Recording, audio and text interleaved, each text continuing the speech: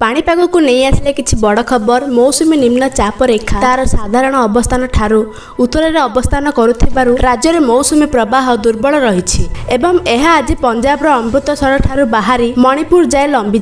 यह प्रभाव में आगामी 3 दिन पर्यंत राज्य विभिन्न स्थान में कालबैशाखी जनित झड़ वर्षा और वज्रपात संभावना रही सतर्क सूचना जारी करिसेंती भारतीय पाणीपाग विभाग।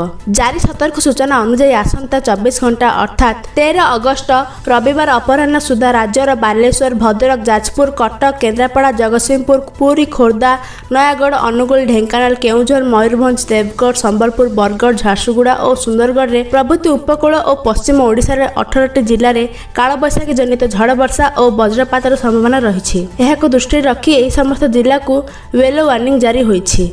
अन्य पक्षर ट्विन सिटी कटक और भुवनेश्वर समेत यार पार्श्ववर्ती अंचल में आज सकाळु आकाश आंशिक मेघाच्छन्न रही। गत 24 घंटा मध्य राज्य में मौसुमी दुर्बल रहिबा सह हाराहारी 1.9 मिमी वर्षा रेकर्ड करा जायछि, जहाँ स्वाभाविक वर्षा ठारू 9.8 मिमी तुलन में 80% कम रही। जदि आज भिडियोटी भल लगिला तो वीडियो को लाइक करंतु, चैनल को सब्सक्राइब करंतु एवं आपनको केउं जिला सेठिकार पाग किपरि रही ताहा मध्य कमेंट करि जणांतु।